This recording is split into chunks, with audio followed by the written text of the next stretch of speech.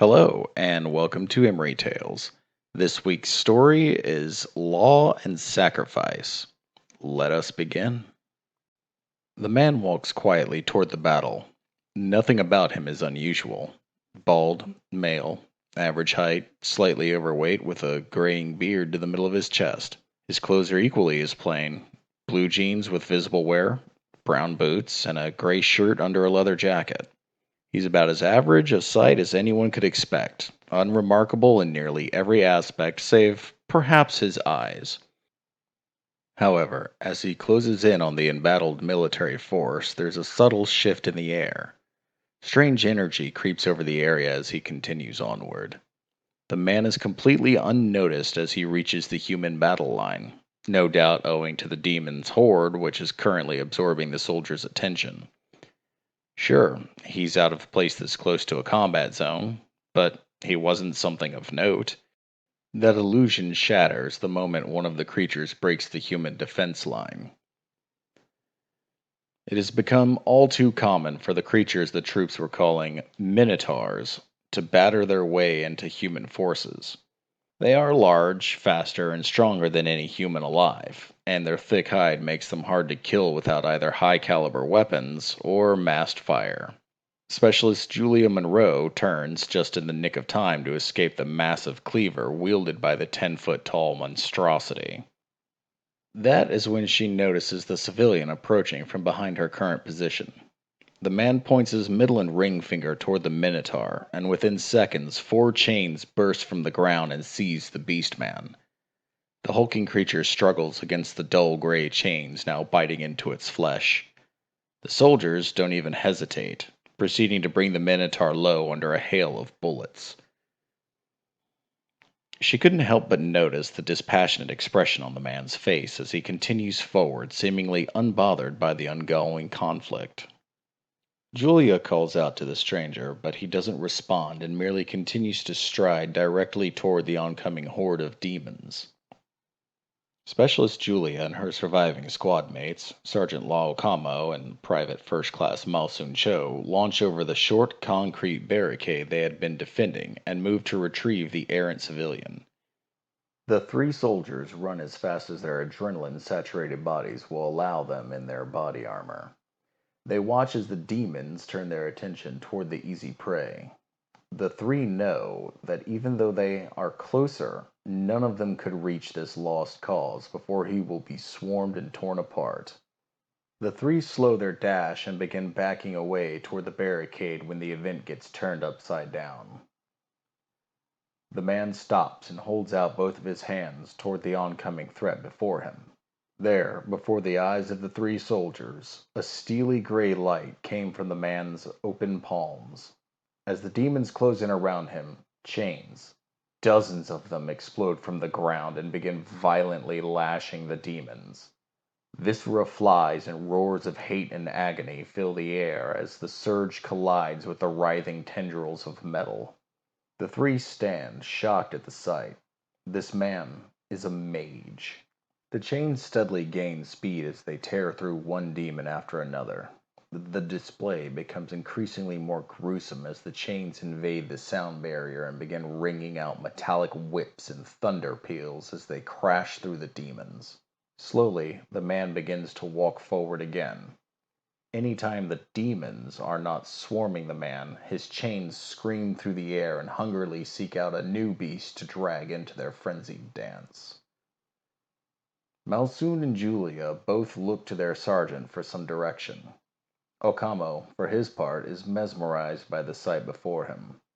His mother had been a mage, a handful of humans that developed reality-bending powers when the demons began appearing. She was a brave and noble soul, his mother. Her magic leaned toward the protective, and she had the power to draw on her life force to create mystic barriers that even the demons struggled to breach. She had been called the last mage for 3 years before she passed away. Sergeant Okamo's mind showed him his last memory of her. She was smiling back at him as she held a swarm at bay single-handedly. "Go now, boy. Go. Make your mama proud." Her last words. Even still, they had that southern honey to them. She spoke them as the blood began running from her eyes and nose, but she kept that smile. Okamo, now back in the present, looks between his last two soldiers. He was conflicted. They could make a push and try to convince this mage to fall back, but it was likely they would die in the effort. The other obvious choice was to pull back to the relative safety of the barricades. As the three stand there in the road, they are pounced upon by a monster that has been nicknamed a Fader Cat. These beasts look similar to a six-legged panther with no tail and 3 toes per paw. Their name comes from their ability to become invisible without warning. They can still be harmed, but it's hard to kill something you can't see. Thankfully, they are a rare sight. The three soldiers burst into action, roaring and alert and scattering away from each other as they try to put distance between themselves and the beast while already firing upon it. PFC Cho is the unfortunate target of the initial attack, and she doesn't even get the chance to escape the first contact. Malsoon is slammed to the ground under the overwhelming weight of the 400-pound cat. Thankfully, the other two react fast enough to prevent the creature from landing its fatal venomous bite, peppering the creature with 5.56 rounds. The beast scuttles backward and lifts its front paws off the ground, then releases a bone-shaking roar. As Specialist Monroe adjusts her aim, the creature vanishes. They knew it wasn't over. The Fader Cat will run off and stalk them until an opportunity presents itself to kill them. But that was a matter for another time. Sergeant Okamo rushes to Malsoon's side and places a hand on her chest plate. Wait, let me check you first. He gives the young PFC a quick once-over as Julia joins the two, weapon at the ready, scanning for the next threat. Malsoon's left shoulder has a nasty gash, but nothing life-threatening. It can wait until they get to cover before needing a bandage. Her chest plate was ruined from the impact of the Fader Cat's claws, but it served its purpose and saved her life. Likely her back plate was also useless now from the collision with the ground. Back! Law barks as he grabs onto Malsoon's body armor and helps hoist her to her feet. The three fall back to the barricade, which was now reinforced by another squad from their platoon. Exertion was beginning to take its toll. He knew it would. It was why he had left the fighting in the first place. He wanted to live. The chains pirouetted and whirled through the air around him, bringing ruin to everything in sight. The older man remembers the frustrating limit of his power. Most mages didn't suffer from the same restriction as he did. Other mages didn't need to see their targets. It was a dangerous restriction for someone as vulnerable as a mage. The demons hunted his kind down when they first arrived 20 years ago. Since the appearance of the demons, he had served with the military for over a decade before he vanished during a mission with no known survivors. That was almost 7 years ago now. According to all government records, he didn't exist. Even the TS5 documents list him as dead now. The blood begins running from his nose. His body is beginning to break under the intense flow of magic he is using.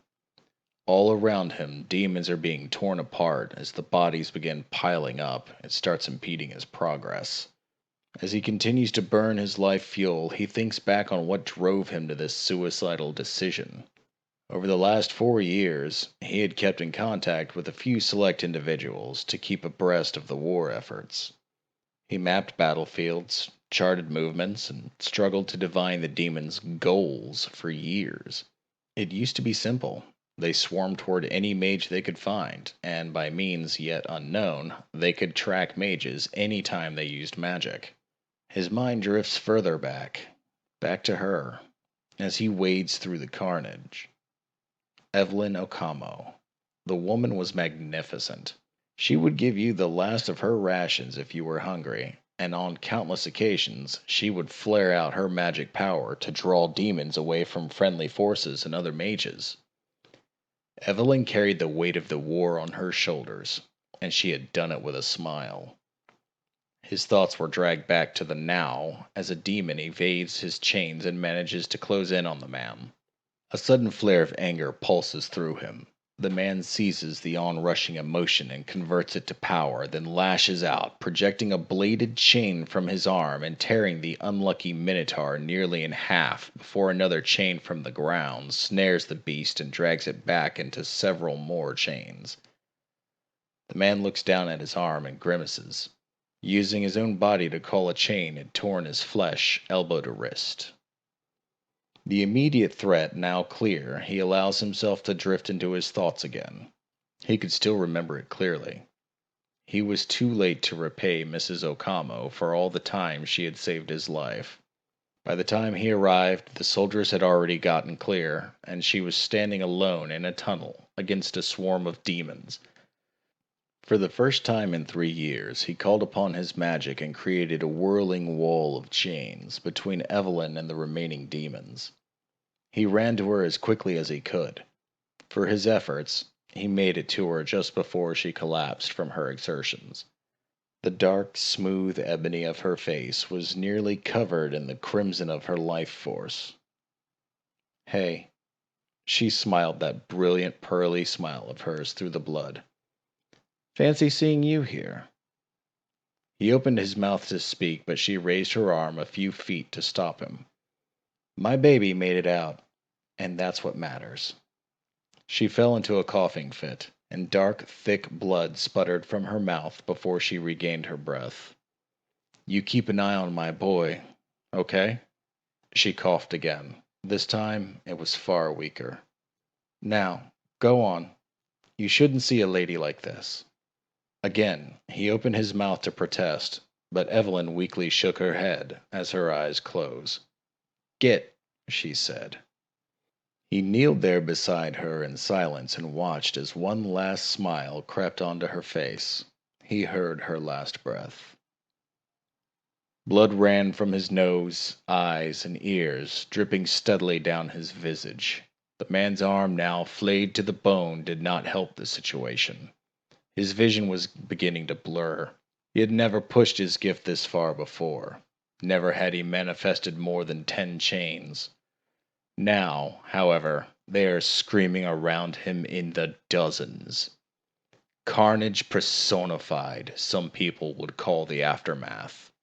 He grits his teeth and presses on. He's been dead for nearly a decade. He had dedicated that time to understanding and learning. It would have been easy for him to stay in hiding, not use his magic, and run from the demons until they finally broke under the attrition of human weapons. But that would take decades. He was technically alive, but he hadn't been living. He knew the demon's final, truly powerful commander was here. The man had watched the patterns and read the news. It was here. Somewhere. That, however, wasn't enough to draw him out of hiding. His contacts had told him that Law Okamo would be in the battle. Law. He had never met Evelyn's son, but he would do as Evelyn asked. He would live one last time to protect Law. His legs began their rebellion. Every step was becoming a struggle not to collapse. The man didn't feel he could have much blood left in him anymore. It is as this thought and the fear of failure creep in that fate intervenes. The screeching of metal on metal wails in the air around him as a shadow approaches. The man slowly traces the shadow to its source. An absolutely massive beast was approaching, and its minions formed a tight phalanx before him, fending off the chains with their tower shields. Looking up, the demon is easily taller than a one-story home, and is covered in a burnt orange, scaly hide. 4 gargantuan wings spread from its back, and a single horn rose from its head. The man's vision blurs and he stumbles back a few paces before regaining his balance. I ain't dead yet, he growls to no one in particular. As the demons approach, the chains begin striking from behind and thinning the enemy ranks. More! The man extends a hand and calls forth a tangle of 7 more chains. This act, however, causes his bleeding to accelerate. The sight in his left eye fades out completely, and he loses feeling in his left arm. The demon commander snarls and bounds into the air as several of the chains finally free themselves from his guards. "It's not that easy," the man growls. With a dedicated effort, he calls 3 more chains from his own back and uses them to climb the buildings on either side of him in pursuit of the commander. The towering demon soars up beyond the tops of the buildings, but he isn't fast enough. Most of the humans' chains are now freed of their burden and spiral through the air, tracing wide arcs as they launch upwards, creating a spiked net to ensnare the behemoth and catch up to it some 50 feet above the ground. Nearly 30 magical ropes of serrated metal puncture the demon commander's flesh in rapid succession. The man's vision fades out entirely. He knows his chains have found their mark, so he does the only thing he can think of. The man sends all 3 of the chains from his body to collide with the chains from the ground. One of them misses entirely, but the other 2 chains strike true and stab into the demonic commander. The chains are relentless and slowly tatter each of the demon's 4 wings. As the duo, now chained together, drift to the ground, the chains begin to fade out of existence.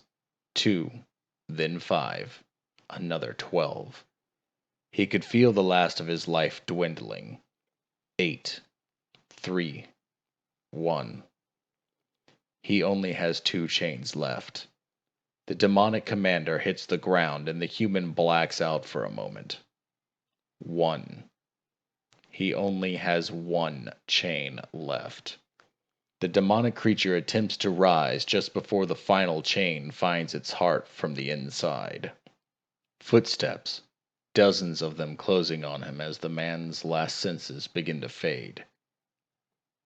Sergeant Law Okamo and the rest of his platoon surge around the fallen mage, scanning for more demons. He rests his hand on the mage, who lay there covered in blood. He watches as the civilian slowly smiles and speaks his last words, though they are scarcely a whisper. "I was finally alive again. Evelyn."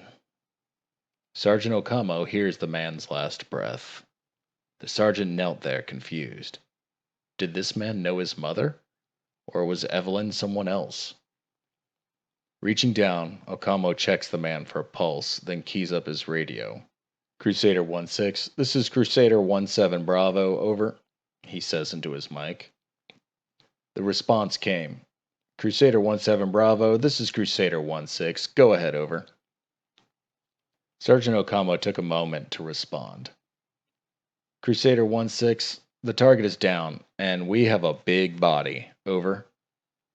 The earpiece crackles back to life. "Crusader 1-7 Bravo, target is down, clarify big body, over." Sergeant Okamo looks over to the massive corpse and keys up his mic again. "Crusader 1-6, body unknown. Huge, multi-winged, orange demon, over." There was a notable pause before Crusader 1-6 answers. "Crusader 1-7 Bravo, acknowledged. Return to Point Juliet, over." "Crusader 1-6, understood, over." Sergeant Okamo stands up and nods to a fellow squad sergeant, signaling it was time for exfil. "Crusader 1-7 Bravo, this is Crusader 1-6, out." As Law and the remainder of his platoon return to the barricade, he thinks about the stranger's last words. "I was finally alive again." Who was that mage? And why was he smiling? Thank you for listening. If you enjoyed this content, please consider leaving a like and a comment. If you want more content like this, hit that subscribe button. If you'd like to help the channel grow, consider sharing this video or becoming a Patreon. Link in the description.